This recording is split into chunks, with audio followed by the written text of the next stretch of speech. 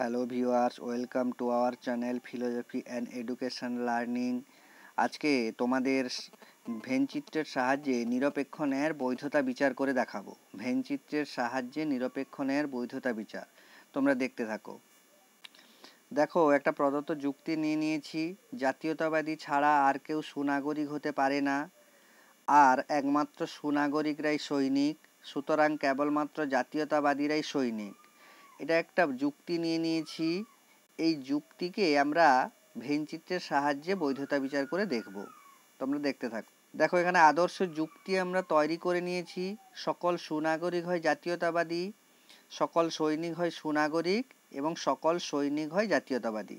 এবং পাশে দেখো এসপিএম আমরা এই হিসেবে আমরা করে নিয়েছি। জানি সিদ্ধান্তে সবসময় এস আর পি থাকে, অপ্রধান আশ্রবাক্যে এস আর এম থাকে, প্রধান আশ্রবাক্যে এম আর পি থাকে। তো যেভাবে ছিল আমরা সেইভাবে করে নিয়েছি। এরপরে চলে আসি বুলীয় ভাষ্য রূপে। তো বুলীয় ভাষ্য রূপ তোমরা এখানে দেখো, এম আর পি আছে, আমি এম আর পি করে নিয়েছি। যেহেতু এ বচন তাই বার পড়েছে। আমরা জানি এ আর ও বচনে বার পড়ে বিদেহের মাথায়। এখানে দেখো এস আর এম বার পড়েছে এ বচনের ক্ষেত্রে, এস আর পি বার পড়েছে, আর সব ক্ষেত্রেই ইকুয়াল টু 0 হবে। এবং এটাকে আমরা সরাসরি পুট করতে পারি, ভেনচিত্রে আঁকতে পারি। না হলে যদি আরও সহজভাবে আমরা বুঝতে না পারি, তাহলে এই হিসেবে এটা সব থেকে সহজ পদ্ধতি। তাহলে এসপিএম থাকে, এখানে S R P R M থাকে, তাই এসপিএম যুক্ত এসপিএম করে নিয়েছি, এবং পির মাথায় যে বার ছিল দুটোতে দিয়েছি। আর এখানে হচ্ছে কি নেই, এস নেই, তাই একটা এস রেখেছি, একটা এস রাখিনি, এই জন্য একটা এসের মাথায় বার। অনুরূপভাবে এস পিএম লিখেছি, আবার এস পিএম দুটো করেছি।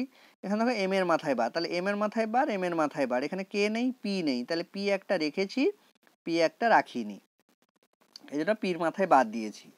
নেক্সট কি বলছে দেখো, এস আর পি বার, তাহলে এস এখানে পি বার পড়েছে, এখানেও পি বার পড়েছে, এখানে কে নেই, এম নেই, তাই একটা এম রেখেছি, একটা এম রাখিনি। এখানে প্রধানাশ্র বাক্য অপ্রধানাশ্র বাক্য আমি আঁকবো ভেনচিত্রে, এবং সিদ্ধান্তকে যাচাই করব। দিলেই আমরা বুঝতে পারবো যেটা এটা বৈধ কি অবৈধ হয়েছে। চলো দেখা যাক কি করা। দেখো, বুলীয় ভাষ্য রূপ অনুযায়ী আমরা কিন্তু ভেনচিত্র রেডি করে নিয়েছি।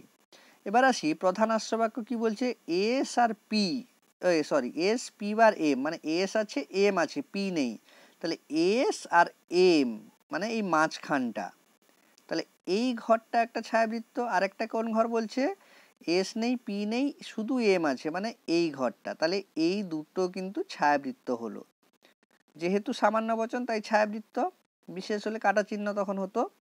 নেক্সট বলছে দেখো, S R P, S P কোনটা, এস আর পি মানে এই ঘরটা, এই মাঝখানটা। আর বলছে শুধু এস মানে এই ঘরটা, তাহলে এই দুটো ছায়াবৃত্ত হয়েছে।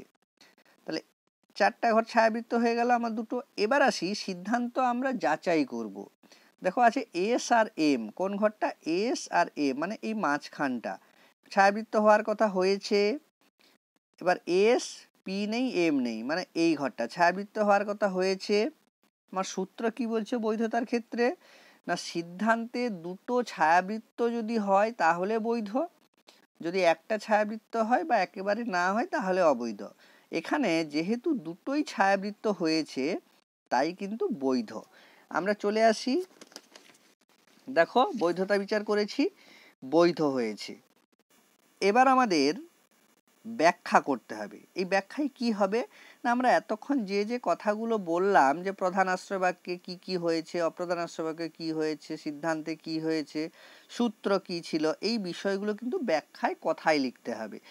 দিলেই আমার কিন্তু বৈধতা বিচারটা কমপ্লিট হবে। এটা তোমাদের গ্র্যাজুয়েশনে প্রায়ই আসে পরীক্ষায়। তো তোমরা অনায়াসে এই বিষয়টা শিখে গিয়ে অনায়াসে নাম্বার পেতে পারো।